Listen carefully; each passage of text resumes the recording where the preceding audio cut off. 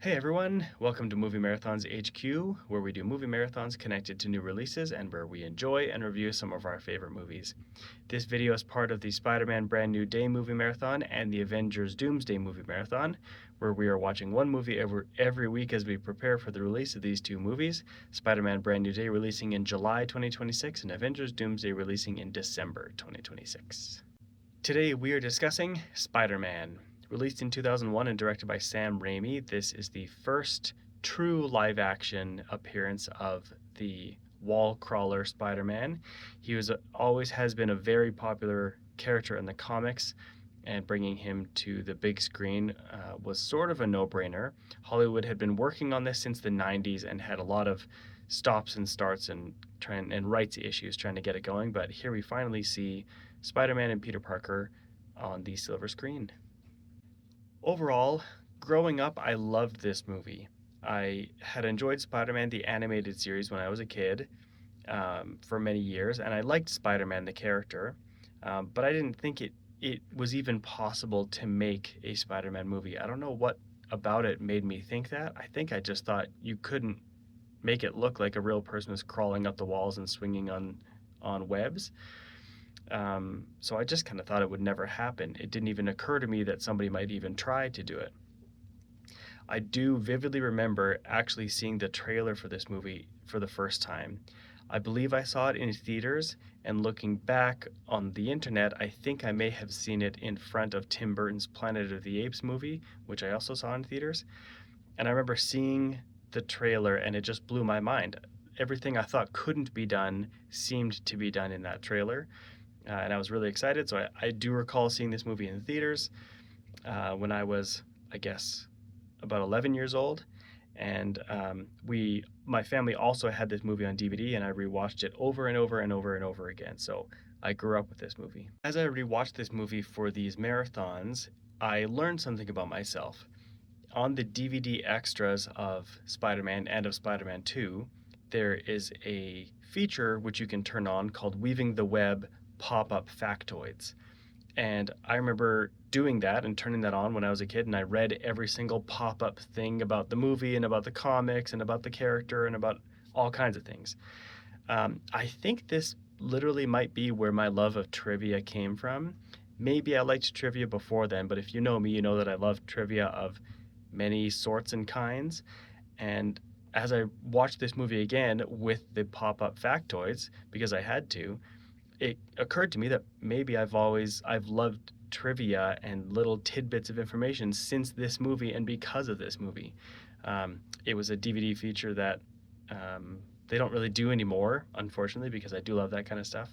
But it would just pop up and say, Tobey Maguire plays Spider-Man. He was blah, blah, blah, blah, blah. And they'd talk about the actors. They'd talk about the director. They'd say, this was the first shot of the movie when they began filming in 1999 or something. It would say Spider-Man Aunt May's first appearance in the comic books was in issue such and such, and it would just pop up throughout the movie and tell you little bits, and I just loved it.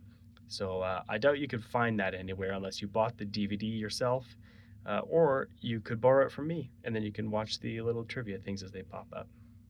For positives, I would mention some of the casting, the musical score by Danny Elfman, the web swinging and the action and everything they do there, the visual effects, especially the web swinging, and the characterization of Peter Parker. And then for negatives, I would mention some of the other casting, the cheesiness of the movie with some of the dialogue, some of the plot elements that I just think are cheesy, and some of the visual effects which don't hold up. Spoiler alert for Spider-Man. The first positive is some of the casting. I say some because some of it I think is also a negative, which we'll get into later. But for the positive casting, J.K. Simmons as J. Jonah Jameson is incredible. He's just iconic in this role, from his look to his laugh to his dialogue to how he treats people. He's just pitch perfect from how he is in the comics and even how he is in the animated series. I had no idea who J.K. Simmons was at the time. He's since gone on to do some great things. But I just think he's so good as J. Jonah Jameson, even a character that doesn't need to be good and is pretty small in the whole thing of Spider-Man and even in this movie, but he really stands out.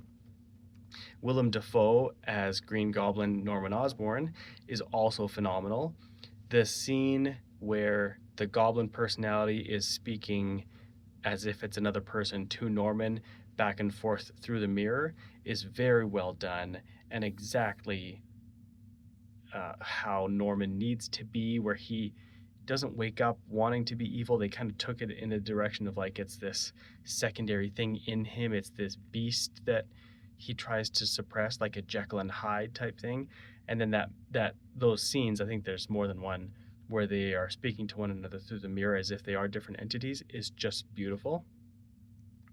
And there's really good editing there too, because the editing of the movie is what makes you feel that. I think also he takes the role seriously, um, and then his performance delivers. You could try to take that role and then not take it seriously, and I think you would lose it. But Willem Dafoe does. It also helps that he's one of the most goblin-looking actors out there. I mean that with a lot of love. It's too bad that they give him a mask as the Green Goblin. I do sort of see why they did this. The suit that one needs to wear while operating the Goblin glider is kind of this green metal thing, and so then I guess they thought they had to give him a goblin type metal mask.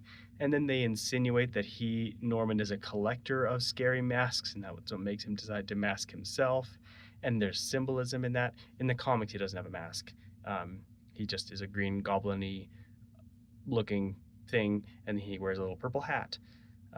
I do understand why they didn't go in that route, but he's just a very goblin-looking human. So, anyways, the casting in those two spots particularly is very strong in this movie.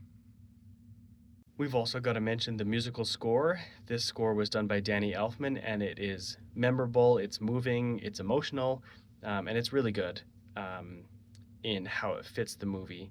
There are some upbeat parts and some slow parts and some orchestra and some strings, and of course they bring that silly 1960s Spider-Man theme song and kind of play it as a joke, but they do put it in the movie when the person in the subway is singing a little song as if it's his, but it's the 1960s Spider-Man theme. So the music as a whole is great.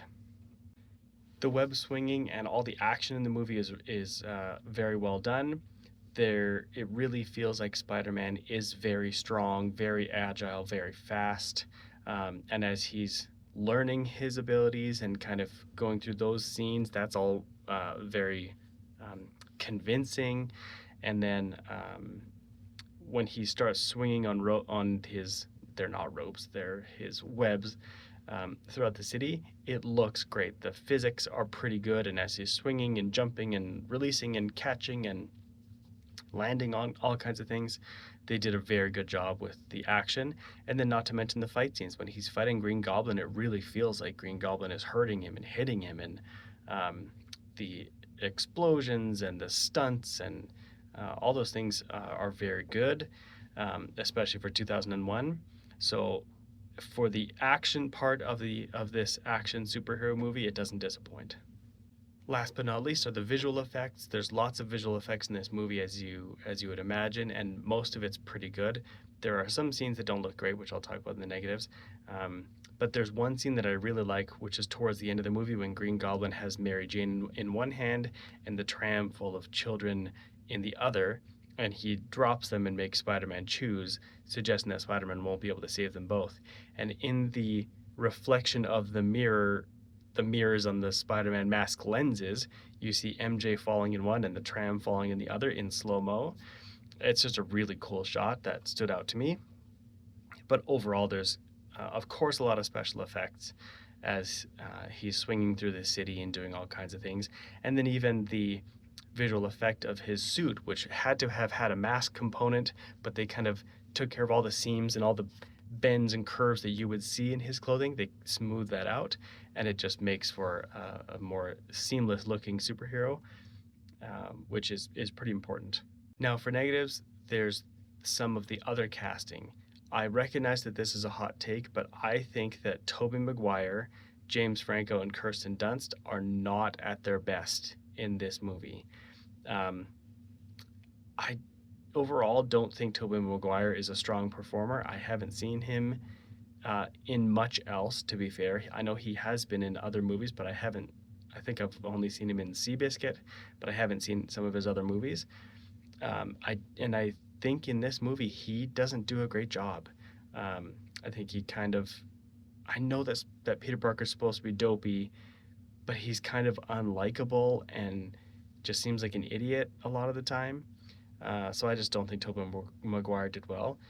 James Franco, this is maybe the character, but the character is pretty terrible and not very redeemable. There's not a lot about him that makes me think Peter should want to be around him or be his friend or contribute to that relationship.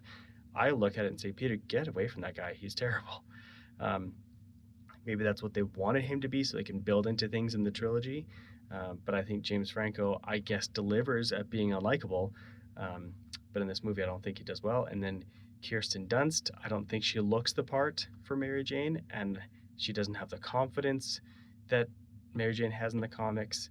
The character does also some weird things, and just the whole romance with MJ and Harry, I don't think works because I don't see why either of them would like one another, especially with the Peter element. And then at the end, when MJ says that she's been in love with Peter the whole time, I don't buy it from her. I think that the character is supposed to be in love with him by the end, but I don't feel it. I don't see it. So I don't think those three, the main three characters, are very strong performers in this. So I've got to put that as a negative. Then, upon rewatch of this movie, there are some elements that are really cheesy. Some of the dialogue and some of the plot elements are kind of silly. I think a lot of the dialogue between Peter and MJ is silly and doesn't feel convincing. And maybe it's because I don't like the actors and their performances, but I think it's just, I don't think the other actors could have done much better. And then just how some of the movie progresses, I think it's very cheesy. I think Sam Raimi is a cheesy director. And this is another hot take. I don't like Sam Raimi as a director. I have to give credit where credit's due because the positives from this movie do come from the director, but I just think in the hands of a different director, this could have been better and not so cheesy and silly and with tone shifting a lot in ways that I don't think work. So I think there's just an element here that would be a negative. And then finally, the visual effects. As I said in the positives, there are some very good visual effects, but there are also some very bad ones. It's mostly during that kind of parade scene where there's two that stand out. There's a part where Spider-Man is bouncing on a balloon, like the balloon floats to get closer to save Mary Jane as she's about to fall off of a balcony, and it doesn't look good. This was in 2001, so it's been 25 years, and things would look better now, but the visual effects there are pretty bad. And then there's a scene which is almost inexplicably bad, where this is where the Green Goblin finally comes to terrorize the people who force him out of Oscorp Industries. And Green Goblin throws one of his pumpkin bombs, and as it explodes in front of the three board members, they are instantly vaporized into skeletons for a split second, and then they fall to the ground. And I know that that's just to show he's a bad guy, but what the heck is that? It's not an explosion, and it just targeted those three people, and they turn into skeletons. So where does all of their tissue and matter go? And why don't the bones get disintegrated as well as everything? They turn into skeletons for a minute, and they remain standing, and then they fall. It's a very bad special effect. It was bad at the time, and it's bad now. There's a few other moments that just look not as polished as they could, but for the time, I'm sure it's the best they could do, and things would be better now. But I would still say that there are some visual effects that are negative. And this is neither a positive nor a negative, but I do want to talk about the Spider-Man suit because we're going to go through all three Spider-Men and their suits, and there are different suits that we are going to see. I want to take a little segment here to talk about that. In Spider-Man, this is the first time we see the suit. The triangular eyes don't look great, and there are versions of the comics where his eyes are triangular, so it's not comic accurate. but they're not as good as what we see later. For the time, this was serviceable and it was fine.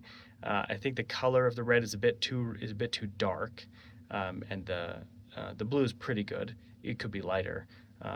But the raised webbing, although that's not exactly what we've seen in the comics before to this time, it looks really good, and it does make this suit stand out to have that raised webbing on top of the red and the blue. So it's a pretty fine Spider-Man suit. Now, how might Spider-Man connect to Spider-Man Brand New Day? I don't think there will be any connection. None of the actors in this movie are on the cast list for Spider-Man Brand New Day, so I don't expect to see anybody from this movie in that one. Tobey Maguire does return in the MCU as this Spider-Man in Spider-Man No Way Home, and of course that's wonderful. And some people think that he will reprise his role again, not in Avengers Doomsday, but in Avengers Secret Wars in December 2027. I am not convinced of that. I don't think that would make a lot of sense.